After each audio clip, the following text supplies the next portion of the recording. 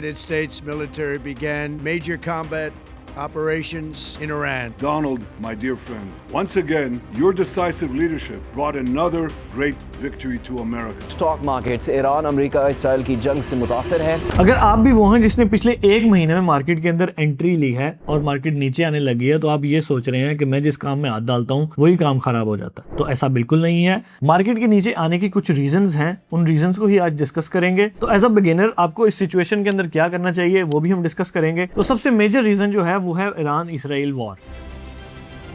सबसे पहले समझते हैं कि मार्केट गिर क्यों रही है। इसकी मेन 3 रीजन है। सबसे पहला रीजन है ऑयल प्राइसेस इंक्रीज, दूसरा है कॉस्ट पुश इन्फ्लेशन, तीसरा है पैनिक सेलिंग। तो सबसे पहला रीजन है ऑयल प्राइसेस इंक्रीज। आबनाए हुर्मुज और इराकी समुद्री हुदूद में जहाजों पर हमले के बाद बैनुल-अक़वामी मार्केट्स में खाम तेल की कीमत में फिर इजाफा हो गया है। जब भी वॉर होती है तो ऑयल की प्राइसेस इंक्रीज कर जाती हैं। तो पाकिस्तान जो है वो मोस्टली अपना ऑयल बाहर से मंगवाता है। पाकिस्तान क्योंकि एक इम्पोर्टिंग कंट्री है, तो इसका मतलब है जैसे ही ऑयल महंगा होगा पाकिस्तान में हर चीज महंगी हो जाएगी। दूसरा रीजन है कॉस्ट पुश इन्फ्लेशन। जैसा कि मैंने आपको बताया कि पेट्रोल महंगा हुआ, अब पेट्रोल महंगा होने के साथ साथ ट्रांसपोर्ट महंगी हो जाएगी, चीजों की प्रोडक्शन महंगी हो जाएगी, तो एंड प्रोडक्ट जो है वो भी आपको महंगा ही मिलेगा। तो कंपनीज के प्रॉफिट मार्जिन जो है वो कम हो जाते हैं। तो इसकी वजह से इन्वेस्टर कॉशियस हो जाता है। तो लास्ट में सबसे बड़ा फैक्टर है पैनिक सेलिंग। जैसा कि मैंने आपको पिछली वीडियोस में भी बताया कि पाकिस्तान के अंदर 5 लाख अकाउंट्स नहीं 5 लाख इमोशंस है। तो सबसे बड़ा फियर है इमोशंस। जब भी मार्केट में अनसर्टेनिटी आती है, लोग इमोशंस में जाके पैनिक सेलिंग करना शुरू कर देते हैं, जिसकी वजह से मार्केट के अंदर प्रेशर आता है और प्राइसेस नीचे जाना शुरू कर देती हैं। अब मैंने इमोशंस की बात की है, तो इमोशंस के ऊपर आपको एक डायलॉग सुनाता चलूं कि मार्केट इमोशंस पे गिरती जरूर है लेकिन वापस फंडामेंटल्स पे उठती है। अब प्रॉब्लम ये है कि आप बिगिनर इन्वेस्टर हैं, तो आपको पता नहीं है कि ऐसी सिचुएशन में क्या करना है।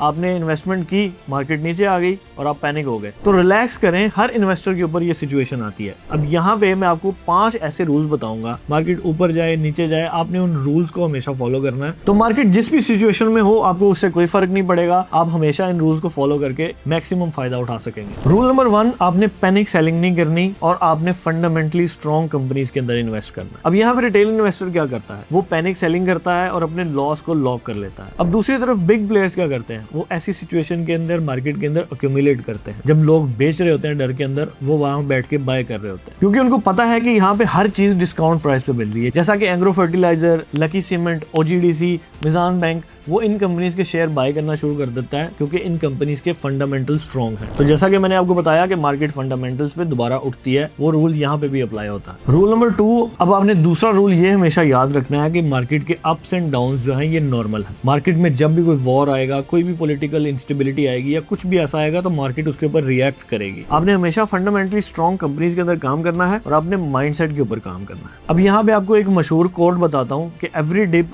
Feels like an end until it becomes the opportunity. तो थर्ड रूल ये है कि never put your eggs in one basket. आपने कुछ सेक्टर हैं जैसा कि एनर्जी सेक्टर है, बैंकिंग सेक्टर है और फर्टिलाइजर सेक्टर है। फर्टिलाइजर सेक्टर की डिमांड स्टेबल होती है, banking sector high interest rate के अंदर भी स्टेबल रहते हैं। उसके बाद एनर्जी सेक्टर, ये वो सेक्टर हैं जो डाउन ट्रेंड के अंदर भी सर्वाइव करते हैं। आपने इन सेक्टर्स के अंदर स्टेप बाय स्टेप बाइंग करनी है। कुछ आज बाय कर लिया, अगर कल मार्केट नीचे जाती है तो दोबारा फिर बाय कर लिया, so on and so on. चौथा रूल है आपने हमेशा लॉन्ग टर्म सोचना है। वॉर जो होती है वो परमानेंट नहीं रहती, मगर मार्केट हमेशा वापस जरूर आती है। अब कोविड के अंदर जब मार्केट नीचे गई तो उसके फौरन बाद मार्केट ने पंप दिया। तो जिन लोगों ने कोविड के अंदर सेलिंग की वो आज पछता रहे हैं, और जिन लोगों ने नीचे बाइंग की होगी जैसा कि स्मार्ट इन्वेस्टर करते हैं, उनका पैसा 3 से 4 गुना हो गया। तो आपने भी हमेशा इसी रूल को फॉलो करना है। आपने 1 या 2 महीने के लिए मार्केट के अंदर नहीं आना, आपने लॉन्ग टर्म माइंडसेट लेके आना है ताकि आप अपनी वेल्थ को ज्यादा अक्यूमुलेट कर सकें। मिसाल के तौर पर आपने कहा कि मैं मिजान बैंक से इतना प्रॉफिट कमाना चाहता हूँ, तो यहाँ आपने ये प्लान बनाया हो कि मार्केट में जो भी हो जाए, वॉर हो जाए, कुछ भी आ जाए, मैंने इससे इतना प्रॉफिट निकालना है। आप वो चीज जरूर निकालेंगे क्योंकि आपने माइंडसेट के ऊपर काम किया,